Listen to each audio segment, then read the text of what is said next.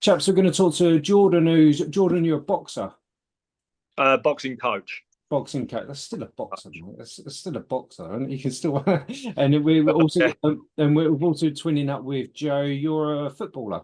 But yeah, well, used to be football coach. Yeah, Oh, okay. There yeah, you go. But I yeah. think I think Jordan, you approached us because you've had a few issues. I don't want to put words in your mouth, mate. You've had a few issues in your club, and you just want to be a bit more about mental health. And so I yeah, thought, you know what, let's just talk about it.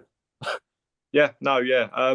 So what it is, obviously, boxing is meant to be the hard man sport, Yep. and I've noticed that people like you say, people don't talk. People really don't talk about mental health. We've got one boy that has started opening up to us about anxiety and stuff, and we've taken him away from fighting at the moment. Okay. But we don't really understand it ourselves. Like, me and the other coach, we're not the greatest about it. And unfortunately, our other coach, his brother-in-law, killed himself last month, just Okay. through Well, mental health. yeah. So I was always going to wanting to get this process started with men's mental health, but this really, like my friend said to me, and I like, yeah, I really want to dive into this now and this be part of the club so that people talk, and that it's just something that we want to promote rather than try and talk about it. We'd rather promote it. Yeah, no, absolutely. But I think the key is as well is that you don't need to be a mental health expert to talk about mental health. No, no, I appreciate that, but yeah, I'm probably just at the start of really opening up and talking about it myself. That No, good. I'm still learning about really my mental health, as well as talking to other people about theirs as well. Yeah, no, that's the key. And what about you, Joe? Very similar, really. I mean, it's quite prevalent for me in family and stuff. With mental health things that have gone on, and like Jordan said, people we know of. There's been, I think I can name. I think there's been three in the last year of people I know in the football world who have, or the guy that we both know as well, who have committed suicide or mental health. And it's one of them. I kind of a few years ago probably had a bit of an old school attitude with it and just sort of I thought, think I think we all have yeah, to be honest. Yeah. yeah, oh come on, man, man up, get on Yeah. with it, type of thing. But now I know I realise now that it's so big now in young men, and it's such a big thing now, mental health and talking to people and getting the help you need. What's your definition of a young man? Uh, 18 to 30. Well, okay. The reason I say that, so I don't mean it, but That rules us out then, doesn't it, Jordan? A so, little Maybe bit. 18 to 35. it certainly rules me one out now. I'm getting up. But I think I think I'm seeing more and more, especially with the young lads, like the 16, 17, 18s, arguably 19s. The reason being is, especially the ones who were in school during COVID, they Mm. had all of their exams moved all over the place. So they watched their parents completely freaking out, wondering whether they can pay their mortgage. Probably some of their parents got sacked and all this kind of stuff. The students, the lads we're talking about, are probably kicked out into the bedroom to do their schoolwork and shut in a room. Do you get what I mean? Yes. Yeah, So they did. So they didn't want to air their problems to their parents because parents have got their own problems. And then society, I think we went for a bit where society was blaming all of the young ones for causing COVID and spread it, which there was no evidence in all of that kind of bollocks anyway. I think supermarkets, I don't even want to go down that. I don't even want to go down that thing. Do you get me? So I think we've got like a void of like a void generation, especially the young lads, where they can't air their problems because they Mm. don't know how, because we've stolen some of that. Like, I'm being dramatic. I don't mean that how that sounds. Am I making sense? Yeah, yeah, yeah, no, I but completely yeah, get what you're saying. Yeah, And yeah, I think I think it's just causing a massive knock-on effect. And then so we've got that going on. And then obviously we've got the aftermath of COVID. Everyone went a bit crazy after COVID, didn't they? Like everyone's anxiety and whatever yes, yeah, went a bit crazy. Now we've got money problems as well. yeah, And I think we're in that dangerous world, and I think it's getting worse. I'm going to put yes. is we've all got our own problems, so we've all got our own problems, or we can see everyone else has got their own problems. So why am I going to tell you about mine? Yeah, yeah, yeah. I mean, that's why I think sport is such a it's the best thing in my opinion for mental health. It's exercise and meeting people, and I think it can be such a benefit. Absolutely. I used to box myself. I wasn't very good at it. I used to box and whatever else, and absolutely loved it. It taught me more about my head than anything else I know about the world, about control and all this kind of stuff. Especially, I was one of those naughty lads in the care system, and it basically, I reckon boxing stopped me going to prison. Did it really? Yeah. Yeah, because I bet there's quite a few like that. I bet. Yeah. No, go on, Jordan. Sorry. Yeah, no, I'm saying there is loads of people that have said boxing has really turned their life around and really saved them. We think Pav, who runs the gym with you, Jordan, he was going that way, wasn't he? Really, and he says it changed his life. Yeah, no, absolutely. Well, for me, it's just self-control. Yeah. Absolutely. So what have you, Jordan? First of all, what have you started to see in your clubs then, or club even? Especially with the one boy, I'll always go back to him because he just really like anxiety before fights and all that. Like you get in the gym, they're all happy and this, that, and the other, and then something's like that they've got a fight day or this and that, and their personality changes. Anxiety comes through, like self-doubt comes through, and it's just like where I went through it myself, and I'm like, I didn't really think it was that much of a big deal. I knew I wanted to fight, so I had a fight. But now sitting back and doing the coaching, watching somebody go through that in their head, and like you say, I'll pull them to the side and have a chat, and they struggle to get the words out of their mouth, what they're thinking and what they want to say. They just can't say it, and I'm just like, wow, this is a lot deeper than I ever thought it would be. Yeah, no, absolutely. Do you see any of that yourself, Joe? Yeah, I mean, obviously, a lot of ours is the kids' teams, but we've got men's teams as well. Yeah. And we actually had a player in our under-23s a few years ago who was going through a really, really difficult time. Just wanted to end it all. He was done. I think he had a breakup and some financial issues. And he says, being around the lads and the football team and going to the, they go to the pub after games for food and stuff. And on Sundays, he says it changed, it changed his life really or saved his life because he got that support he needed and playing football and everything. And he said it was, and he said football and Emerson Park, saved his life. And I think how good is that? That's brilliant. Just from playing football every Sunday. No, absolutely. I was at a talk the other day and with a load of people, and there was somebody who'd done like a PhD thing to do with suicide. Yeah. And it was really interesting. But I've been saying for a long time, we don't talk about suicide that much because we try to nip it in the bud early. But I'm absolutely convinced that actually I'm trying to word this in a nice way, and I don't think I can. So I'm just gonna say it how it is because I know who our audience is. Is a lot of suicide, male suicides. I think we presume that they've just completely and utterly lost the plot, sobbing their heart, and that's it, game over. But actually, it's not. I'm sure there are some cases, but I speak to a lot of people I speak to a lot of mums, grandmas, husbands, spouses, whatever else, people left behind. And actually, it's not that they've got the full-blown crazies. It's a logical decision. Yeah. It's an illogical decision. It's a stupid one, if I'm being honest with you. And the people I've spoken to who have survived suicide have all said the same thing. But at that moment in time, especially, I don't know, the wife's left them, the kids are gone, they've lost the house, and parents are gone. Actually, they've got no purpose. Yeah. So, but I think this is where, like you're saying with the football stuff, your team gave him some sort of purpose, so gave him a bit of a way out. Yes, that's what he said. It was the purpose. Yeah, he felt he had no purpose in life anymore. No, exactly that, and that's why we don't talk about that suicide that much. We bounce around it because we have to. We're a men's mental health charity, but that's why we massively promote of like, go boxing, go football, give yourself go and get the purpose that you desire. Yeah.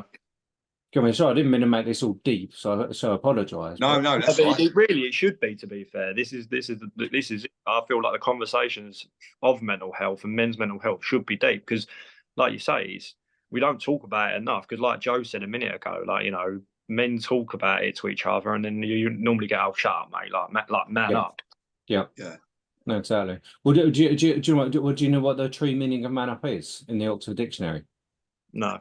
Is to be brave enough to deal with an unpleasant or an awkward situation. Is it really? It's literally, Oh, it's I didn't know literally. that was even in the dictionary. No. Obviously, I'll Google it when I founded it and all this kind of. I want to give myself Yeah. importance, but I guess I did found it. But yes, it's actually Yeah. in the dictionary since 1864. Here's my script coming. Yeah, the true meaning of man up in the dictionary is to be brave enough to deal with an unpleasant or an awkward situation.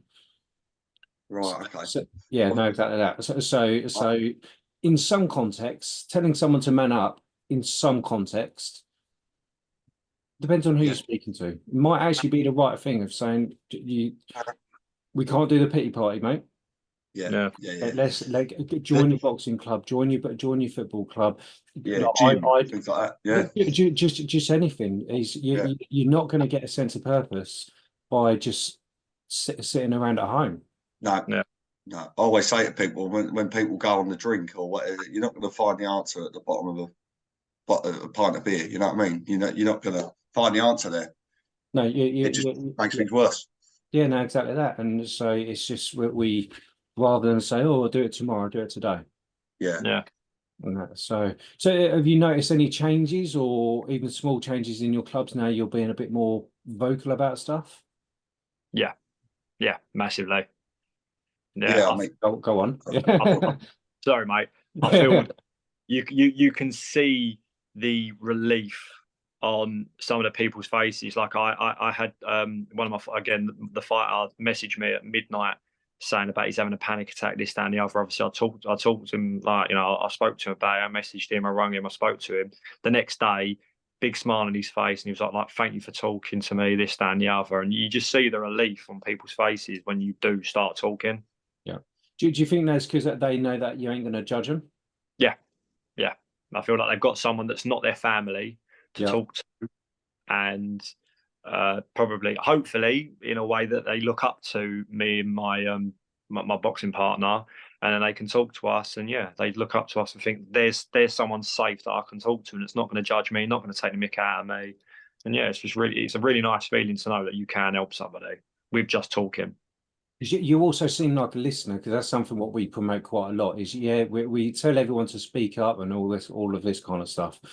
I say it so much, I feel like I'm just repeating myself constantly. But actually, it's not just about telling people to speak up. It's actually, if someone trusts you enough to speak to you, shut up.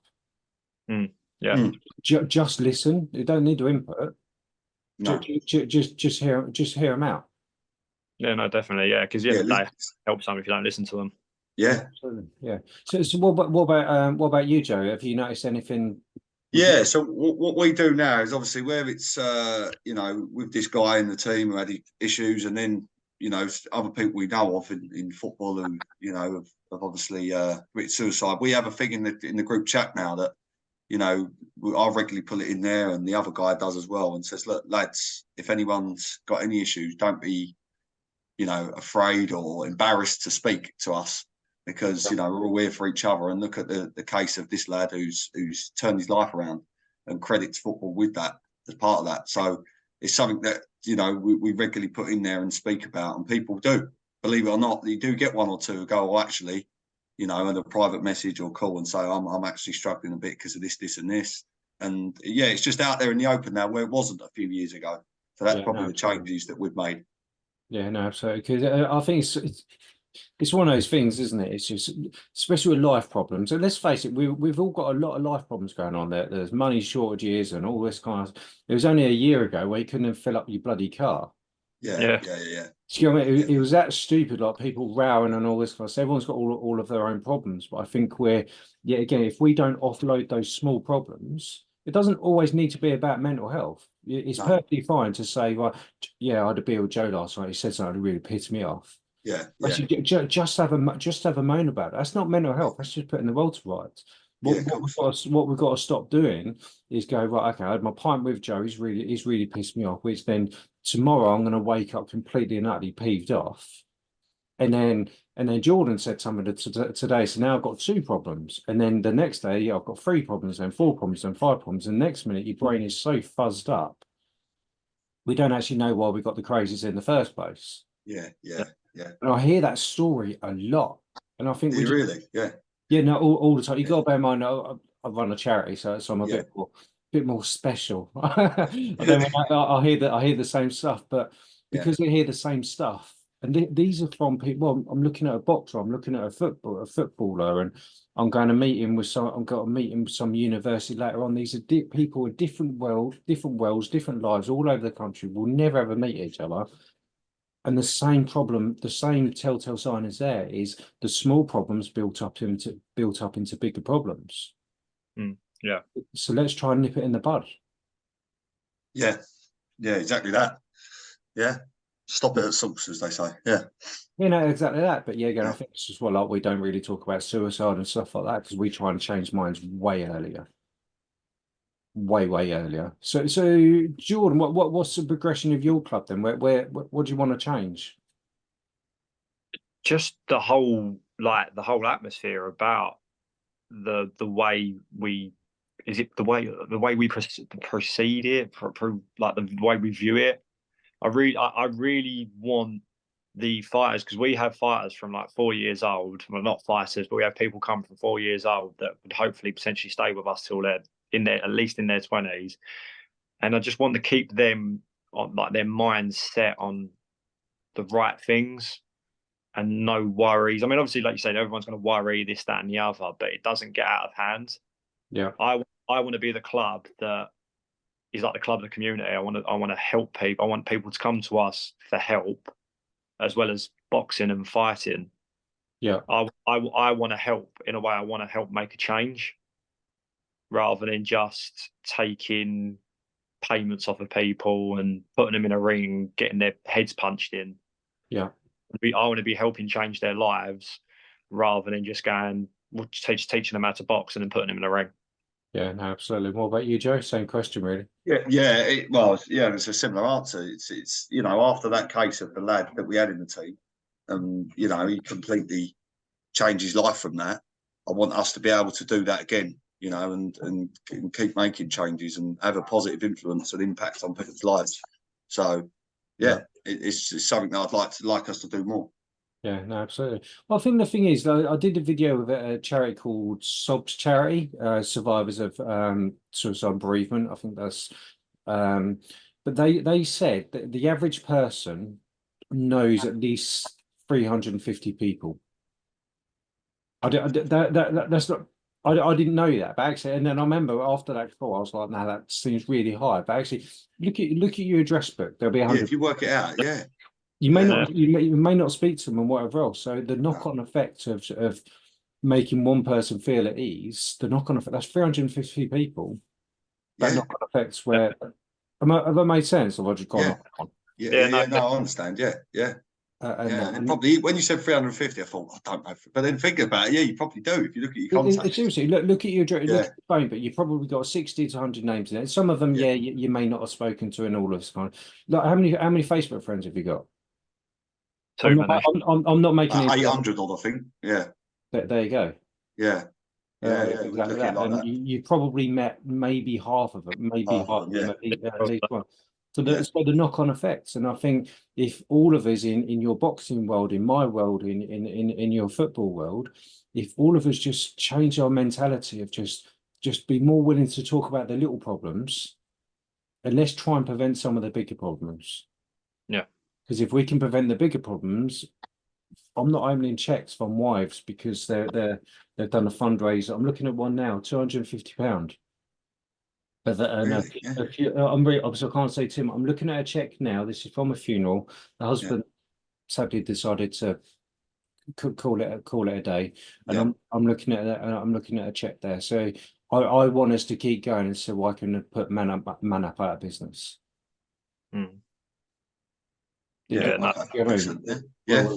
Just don't need it. So no, of course, exactly. So this call went completely a different way to where I thought it was going to go. So I apologise, but it's just no, that's all right. But there you go. This is why conversations like this are so important. Yeah. Yeah. We do, and you know, yeah. Again, looking at football, like how many people are in your club? Sorry, Jordan. Probably pushing 50 at the moment. And what about you and your football stuff? 120. Okay. And I bet if you walked onto your pitch or in the middle of your club when it was absolutely rampant of everyone in there and said, "Well, I'm struggling with my mental health," I don't think no one's going to judge you, are they? No, Nah. Well, no. I mean, like I said, I took it for granted. I didn't know the actual impact it can have until the last few years, really. You know, you just kind of thought, well, if someone's that far gone, Yeah. I don't think sport or football is going to make that much of a difference, but it does. It generally does. And I've learned that, you know, so. It's a sense of, I think society is, I'm getting all tinfoil hat here, and I don't mean to be. I think society, we're training people to just be machines. I think so. Where am I going? I think society's teaching us that we're not allowed to just chill out.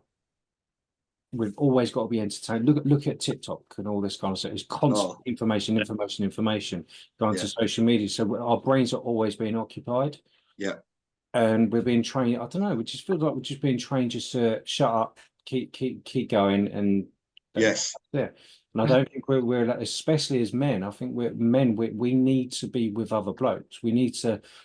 I go wild camping with my mate. I'm like in the snow and all sorts on the edge of mountains. Me and him in a tent, separate tents, by the way. We were like, and all this kind of stuff. And I was wondering. Yeah, no, I do. My wife thinks it's because I want to be all macho and all this kind of stuff. I guess there is a little bit of that, of like surviving minus 10, 14 and all this kind of stuff. There is a little bit of that, of course there is, but it's knowing what I'm capable of. Yeah. And so it's the same as I've been, and I do miss the boxing ring. It's just knowing that actually, with all the right training and all this kind of stuff, somebody who probably a year ago would have wiped the floor with me, but actually I can go into a ring and actually have a bloody good chance. Yeah. I think as men, we're losing that ability to actually know what we're capable of, and I think we can only do that by being with other blokes. No. Yeah, it's imperative. Yeah, it's massive. It's definitely. I like you said. I think that's. I fancy that myself. Now you've said about that. Oh man, that sounds really good. No, I love it, man. The main thing I'll go Peak District, Lake District. I've got to go. Do you? Yeah, I'm going to Snowdonia in a couple of weeks. No, a couple of months and all sorts. And I like to go in the winter because the main thing is one, you can't make mistakes. You make mistakes, you're in a bad situation, possibly die. So you've got to prepare everything, and you're relying on only you. Yeah. That's it. Obviously, yeah, you got the good equipment and all this kind of stuff, but you're reliant just on you. So is that survival thingy? Maybe so. But the other thing is the only person other than my mate who knows where who knows where I am, I've got a GPS tracker just shut her up, is my wife. Yeah. That's it. Really? My phone signal is next to nothing and all sorts. So I can completely and utterly just reset my brain. Yeah. In the summer, I like to go motorbike racing, like around Snetterton, Brands Hatch, and all this kind of stuff, doing 150, 200 mile an hour around racetracks. Because at that moment in time, I guess this is why I actually generally miss being in the ring. It's just at that moment in time, my brain can't process anything else other than that. Other than that, yeah.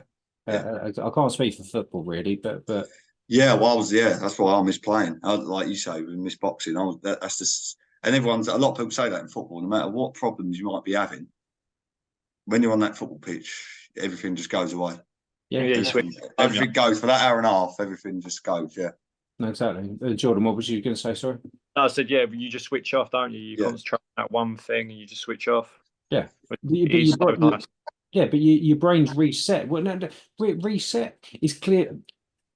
Clearing, Yeah, do you get what I mean? And then again, I can't say about talking. I remember coming out the ring and all this kind of stuff, or jumping off the motorbike, or coming off a mountain. It's just all of those little life problems. Actually, you realise they weren't that much of a problem, and your head's just you can focus on the real problem. Yeah. I kind of got myself in the conversation now. I don't know how to get out of that one. So hopefully I've made a point. Do you get what I mean? But yeah. Just before we draw to a close, I'm just conscious of that time. So let's ask your world, Jordan, in the boxing world. If somebody's watching, because obviously I'm going to do the hashtags and all this kind of stuff, so people are going to see it. And if somebody's watching this thinking, I don't know, they've got a bit of a life wobble, doesn't need to be mental health. Something's going on in their life and they just feel a bit crap. What would you tell them to do? Talk first, and then if I can help or I can get someone else, I'm not like you say about knowing 350 people and whatnot. Somebody has, in a way, got the answer. Yeah. Someone's going to be there to help you. And like you say, it might not be me, it might be someone that I know, that they know, and so on and so forth. In the day, it's literally it's talking. Talking is the key for me. Joe? Talking and exercise. Yep. Okay. Massively, whether that's gym, boxing, football. Do like I say, do something that you can channel your mind towards and all your effort, and then everything for that period of time will go away, and eventually it will make a positive impact on your life and the way you see it. Yeah, no, absolutely. Even with like exercise, I also chuck it when people mention exercise, you're obviously going to the gym, having a fight, a legal fight in a ring before anyone pipes up. But it's just no one's ever felt bad or shit from even just having a walk. Yeah. Nobody, even a walk up the end of the street, a walk to the end of the garden, nobody's ever gone, oh, that was awful, made me feel even worse. Not one. No. Exactly. So on that bombshell, I think we're all done. So let me hit that record button. Bear me 1 second. Yep.